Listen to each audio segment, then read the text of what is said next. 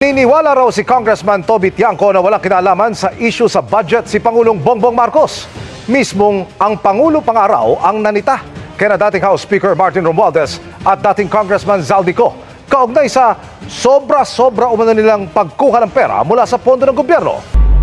Nagkwento si Navotas City Representative Toby Tiangco sa kanyang nasaksihan na magkaharap-harap sila ni na Pangulong Bongbong Marcos at dating House Speaker Martin Romualdez. Pag-upo, ang bungad talaga kaagad ng presidente kay Martin is, Martin, kayo ni Saldi, ilan bang bahay sa Forbes ang gusto nyong bilhin? Ilan bang eroplano ang kailangan ninyo? Ilan bang Ferrari ang gusto nyo? Ganong karaming pera ba ang gusto nyo? Ganong karaming caviar ba ang kaya nyong kainin?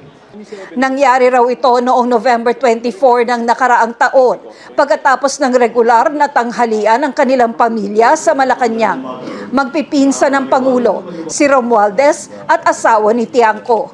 Doon niya pinagalitan si former Speaker Martin Romualdez. No? At sinabi na kayo ni Zaldico, sobra na kayo, kinukuha nyo lahat ng pondo, at wala akong nagagawang flagship projects.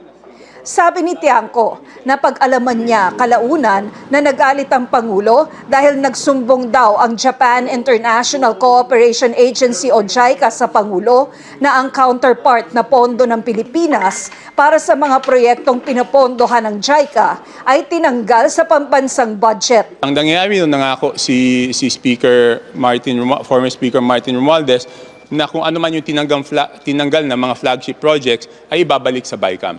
Nung lumabas yung BICAM, nung lumabas yung GAA noong January, wala yung mga projects na yun. Naniniwala raw si Tiangco na walang kinalaman ng Pangulo sa anomalya sa budget.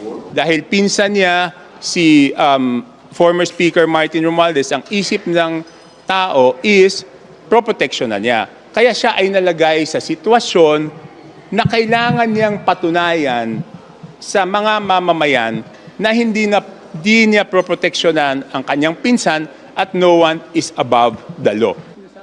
Dagdag ni Tiangco. Yung isa pa palang na sinabi niya in front of me is, kayo ni Saldi, ang dami niyong kinukuha, grabe yung corruption sa House, at alam mo, Martin, wala akong natatanggap dyan. Ang sinasabi ni Martin, wala siyang natanggap. Ang sinasabi ni Saldi, wala siyang natanggap. Silang dalawa ay nagtuturuan eh. Di ba may pera eh. So definitely, isa sa kanila may natanggap. Pero ngayon, parehong sinasabi na walang natanggap. Saan napunta yung pera? Hinihinga namin ng reaksyon tungkol dito si Romualdez pero wala pa siyang tugon sa ngayon.